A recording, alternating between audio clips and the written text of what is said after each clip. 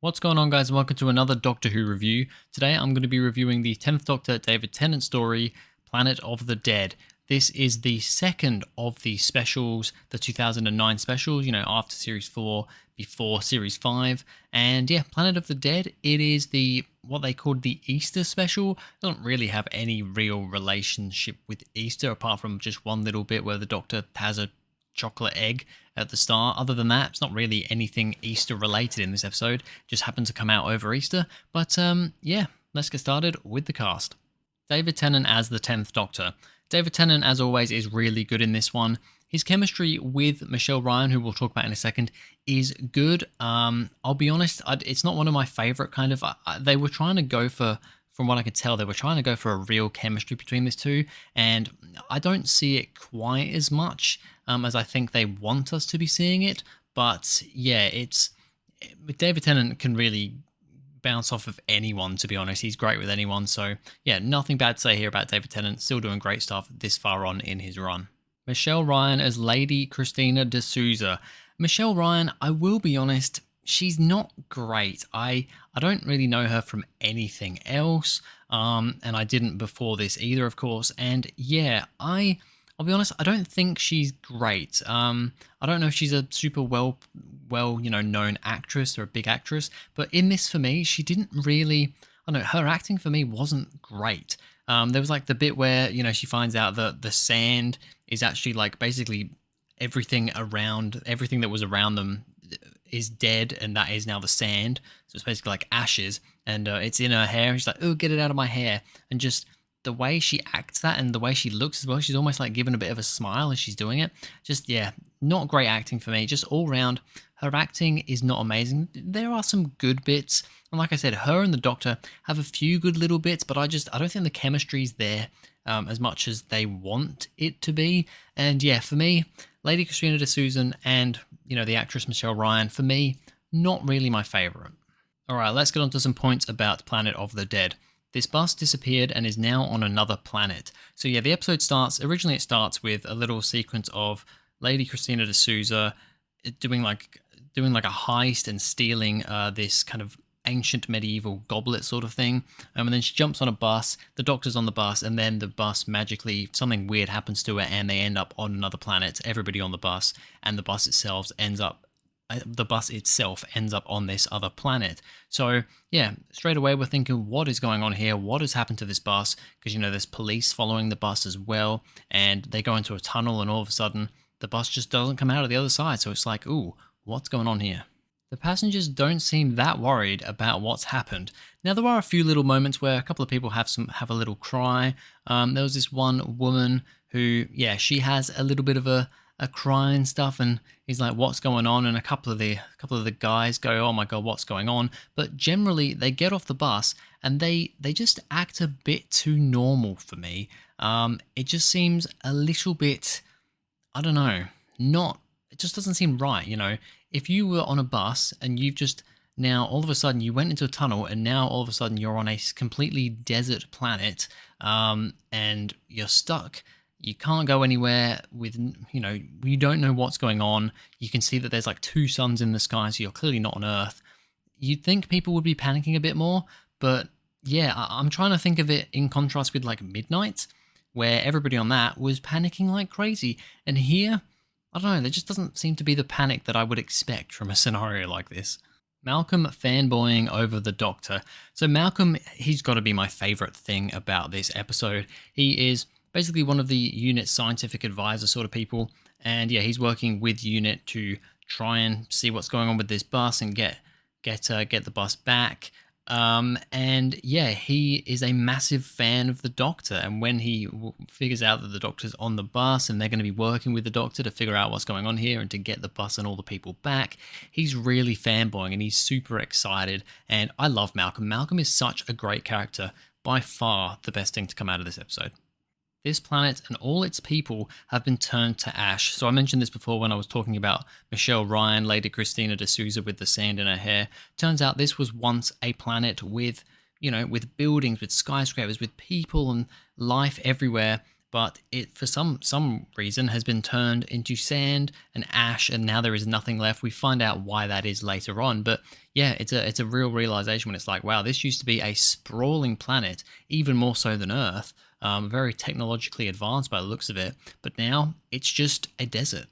These creatures with metal exoskeletons created the wormhole and will do the same to Earth as they did with this planet. So yeah, we eventually find these creatures, these kind of, they're almost like stingray looking things with like a metal exoskeleton, and they're basically just whizzing around this planet at super fast speeds. And basically what happens is they do that, they chew up the entire planet, and once the planet's chewed up and they've, I don't know, built up enough power, it causes a wormhole to open, and they go through that wormhole, and that wormhole then takes them to another planet where they do the same thing. And it's basically just a cycle of life for them. So in that regard, this episode doesn't really have a villain. It is just a species that's just what they do. That's how they live. So yeah, it's not necessarily like, oh, these things are here to destroy everything. They're not. They're just, doing their life cycle. And it just so happens, of course, that after this planet, this wormhole's opening, and they're going to be coming through to Earth next. A convenient big red button to turn the shield off. This bit, I mean, it's a cool little sequence, cool little action sequence, and it, of course, calls back to Lady Christina's, heist thing where she was dropping down from the roof of the building and grabbing that goblet. It's a bit of a callback to that. But as she goes down into kind of the engine sort of area, and yeah, she jumps down, but then the doctor stops her with the winch, and he goes, there's a shield there. If I didn't stop you, you would have gone straight into that shield and died. But thankfully, right where she stopped, which very conveniently is just before the shield, there is a button right there, a big red button that she has to press to turn the shield off. Now, why is there a button in that area to turn the shield off? Would you not do that from up the top? Why would you have the button just on the wall next to the shield where nobody's likely to get to it? I mean, there's no ladders or anything down there. The only reason she's down there is because she's thrown herself off with like a bungee cord, basically, and like a winch. So it just seems way too convenient to just have the button right there. The clamps conveniently work to fly the bus, and the gold goblet is required to get it to work. So basically what she was doing, she was going down there to get these clamp things, which I can't 100% remember what exactly they're used for on the actual ship. It's some sort of power source or something, because they're like gravity clamps that can lift things up, and basically what they're going to do is they're going to lift the bus up. They're going to put one of these on each wheel and then shove it on the steering wheel, and that will make the bus lift up. Seems very convenient. Firstly, that is what they do. I mean, sure, fair enough. They're a gravity thing. They're on the ship. Maybe they make the ship work. I can kind of get that. But the fact that they perfectly fit the wheels of the bus and the steering wheel, but then they need something gold. Oh, they have to have something gold to get this to work. And, oh, pure gold. Oh, look, Christina D'Souza's got that gold goblet. So the doctor bashes it up. I do love that scene where he's like, I will be so careful with this, and then he just starts smacking it. That is a pretty funny scene. But it's just, once again, there's a lot of very convenient things in this episode.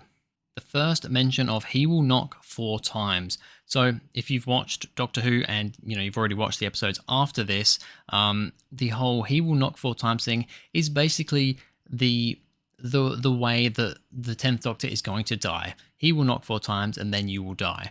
And the woman who's like a psychic on the bus, she says this.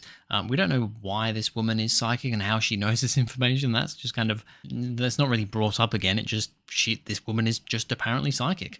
But yeah, the whole he will knock 4 times gets brought up, and through the next few episodes until the end of time part 2, when the Doctor does regenerate, this gets brought up pretty much every episode. So yeah, this was where it all begun.